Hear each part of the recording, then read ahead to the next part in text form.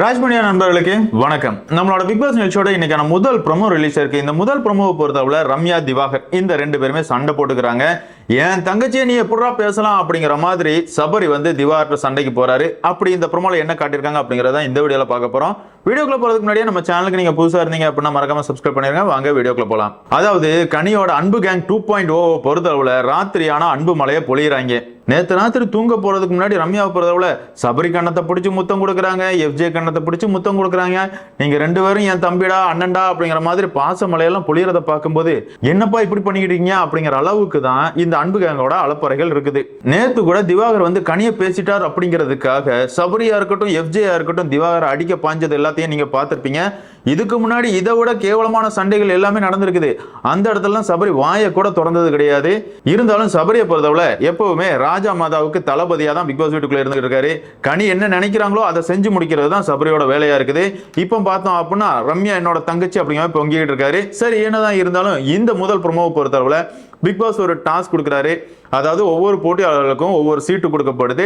அந்த சீட்ல இருக்கிற வார்த்தைகளுக்கு எந்த நபர் பொருத்தமானவங்க அப்படிங்கறத போட்டியாளர்கள் சொல்லணும். அந்த வகையில பார்த்தோம் அப்படின்னா ரம்யாவுக்கு கிடைக்கிற சீட்ல இந்த பிக் பாஸ் வீட்டுல சாப்பிடுறது தூங்குறது திரும்பவும் சாப்பிடுறது தூங்குறது அப்படிங்கிற மாதிரி இருக்கிற போட்டியாளர் யாரு அப்படிங்கிற வாக்கியம் இருக்குது. உடனே ரம்யாவை பொறுத்தவரை இந்த பிக் பாஸ் வீட்டுக்குள்ள சாப்பிடுறது தூங்குறது அப்படின்னு இருக்கிற நபர்கள் அப்படின்னா திவாகர் பார்வதி அப்படிங்கிற மாதிரி சொல்றாங்க.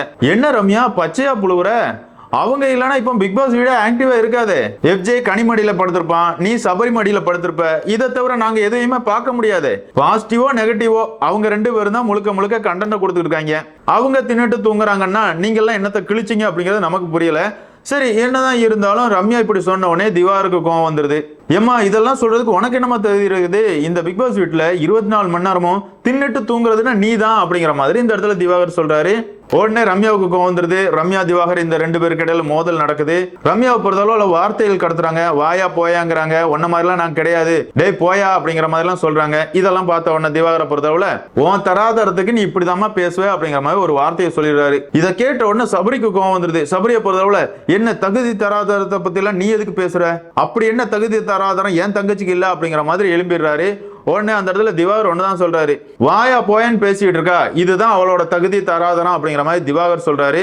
இருந்தாலும் சபரியால கோவத்தை அடக்க முடியல. என்னதான் இருந்தாலும் யாரோட தகுதி தராதத்தை பத்தியும் யாருக்கும் பேசுறதுக்கு தகுதியே இல்லை அப்படிங்கிற மாதிரி சபரி பேசுறாரு. உடனே திவாகர் பொறுத்தவரை சபரி இந்த பிக் பாஸ் வீட்டுக்குள்ள நீ குரூப்பிசம் பண்ணாத அப்படிங்கிற மாதிரி கோவப்படுறாரு. அதுக்கும் சபரி என்ன சொல்றாரு அப்படின்னு பார்த்தோம்னா, என் தங்கச்சி கொண்டுனா நான் தாண்டா கேட்பேன் அப்படிங்கிற மாதிரி பேசுறாரு. இதோட இந்த ப்ரோமோ முடிச்சுக்கானுங்க அப்படின்னு சொல்லலாம். சபரி, உங்க தங்கச்சி பாசெல்லாம் எது வரைக்கும் இருக்கும் புரியலையே. அது எப்படிங்க உங்களுக்கு மட்டும் வாய்க்கிறதெல்லாம் விஷமா இருக்குது? கனியை பொறுத்தளவுல இந்த சீசனோட விஷபாடில் சூனியக்காரி அப்படிங்கிற மாதிரி பல பட்டங்கள் வாங்கிட்டாங்க. எஃப்ஜே பொறுத்தளவுல பிக் பாஸ் வீட்டுக்குள்ள முழுக்க பொறுக்கித்தனத்தை தான் பண்ணிக்கிட்டு இருக்கான். ரம்யா எப்படிப்பட்டவங்க அப்படிங்கிறது நம்ம எல்லாருக்குமே தெரியும். இவங்க எல்லாரையும் பாதுகாத்து கொண்டு போறதுக்கு தளபதி வேலை, அதாவது சொம்பு தூக்குற வேலையை தான் சபரி பார்த்துக்கிட்டு இருக்காரு. என்னதான் இருந்தாலும் பிக் பாஸ் ரசிகர்களான உங்களை பொறுத்தவரை இந்த ப்ரோமோல சபரி பேசுனதை பத்தி நீங்க என்ன நினைக்கிறீங்க? அதே மாதிரியே அன்பு கேங் 2.0 பத்தின உங்களோட கருத்துக்களை மறக்காம கமெண்ட்ல மென்ஷன் பண்ணுங்க. இந்த வீடியோ உங்களுக்கு பிடிச்சிருந்தா லைக் பண்ணுங்க, ஷேர் பண்ணுங்க, மறக்காம சேனலை சப்ஸ்கிரைப் பண்ணுங்க. Thank you friends.